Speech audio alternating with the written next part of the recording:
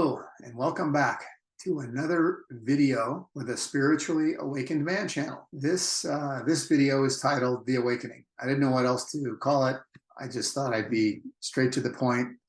It's funny, I started off to do some research and dig into some of the metaphors around The Matrix, because I think it's a really interesting movie, more of a documentary about realms and the spiritual relationship we have with this world we live in. And then I quickly got sidetracked into some words that I ran across that I thought were particularly interesting, and they were new to me. One of the words is gnosis, Gnosis. The other one is numinosity.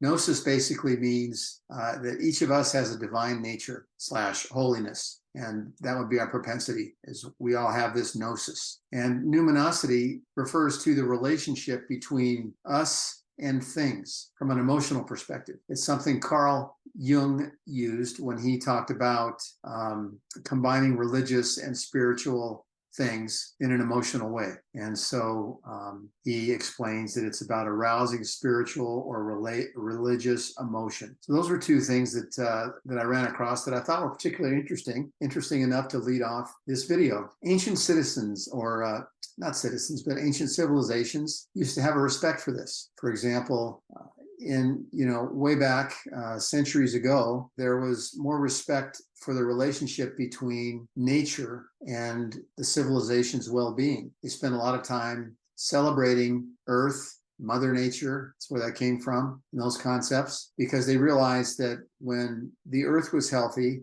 it would generate the foods and the things that these people needed to live. And so they worked very hard to make sure that Mother Nature or Earth was healthy. And they worked toward gratitude, and they also worked toward taking care of the Earth, their Mother Nature. And I was thinking about that in terms of dehumanization, which is something I ran across also associated with numinosity.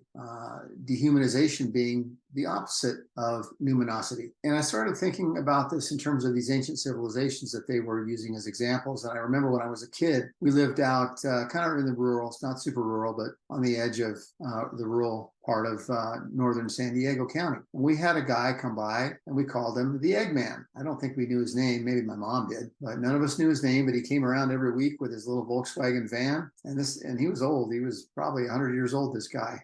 Anyway, he dropped off a couple of cartons of eggs and took the check that my mom had left out, and off he went. And he came like clockwork. And we had a relationship with him, and we cared about him, because if he didn't show up, we didn't get our eggs. And he cared about us, because if we weren't there to pay him for his eggs, he couldn't run his business. It was a very symbiotic relationship, much like a civilization and the Earth. I just was thinking about that in terms of everyday life, and how now we don't have a relationship with the Eggman. We don't have an Eggman.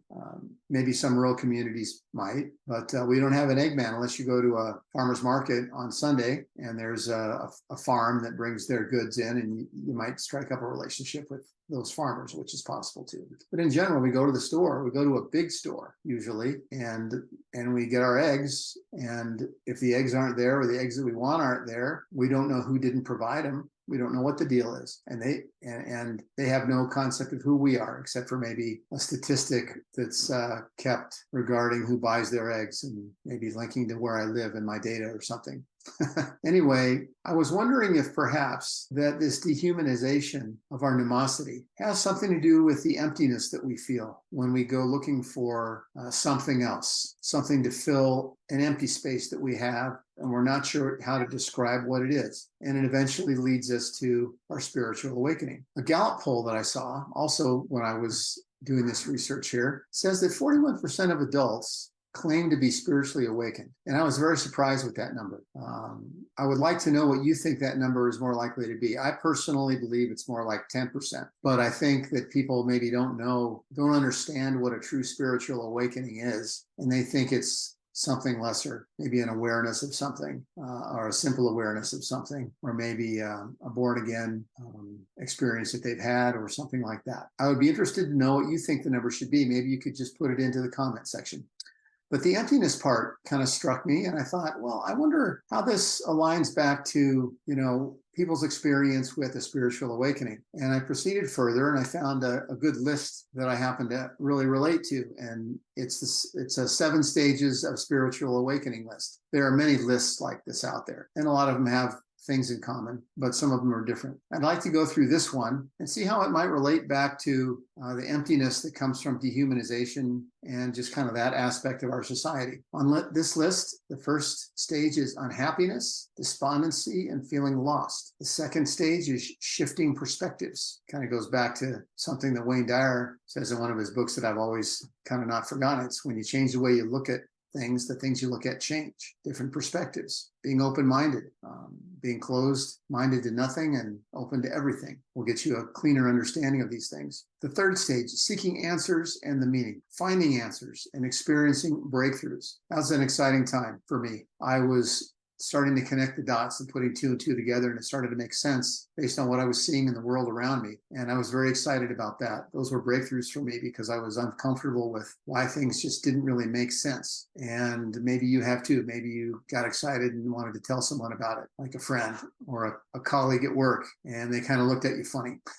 Anyway, I went through that experience, and I learned quickly that they just didn't have the patience to listen to that stuff and started to look at me funny when I talked about it. So that sent you into stage 5, maybe, like me, disillusionment and feeling lost again. Maybe I wasn't really onto anything. Maybe I was really just not thinking correctly and should go see a shrink, like my friends were probably thinking. But that pushed me into the next stage, stage 6, into a deeper inner work and soul work, to really get deeper into these things that I thought resonated with me, but didn't seem to resonate with anybody that wasn't into this sort of thing. And I'm stubborn like that. I went deeper. And I'm glad I did, because I made it to stage 7, like they say. Stage 7 is in this list, integration, expansion, and joy. Integrating these things into my life, taking them into perspective, and not being overly zealous about it, but just keeping an open mind and understanding how the world worked in a little more credible way. Expansion was continuing to expand my understanding of these things and the deeper aspect of them and how it related to my life. And then the joy of that. I felt comfortable. I was more relaxed about these things that before didn't really make sense. Now, it's not that everything makes sense right now.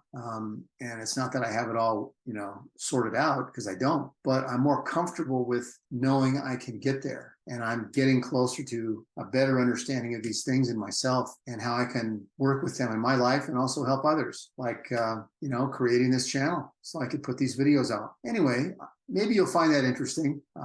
It'd be interesting to know how many of those steps you thought were pertinent to your journey, and let me know where you are in those steps. I can go through them again. The first one, unhappiness, despondency, and feeling lost. 2, shifting perspectives. 3, seeking answers and the meaning. 4, finding answers and experiencing breakthroughs. 5, disillusionment and feeling lost again. 6, deeper inner work and soul work. 7, integration, expansion, and joy. Let me know, and that'll be kind of interesting. I'll be interested to check that out. Anyway, thanks for joining again for another session with the Spiritually Awakened Man, and I'll see you again soon. Be well. Namaste.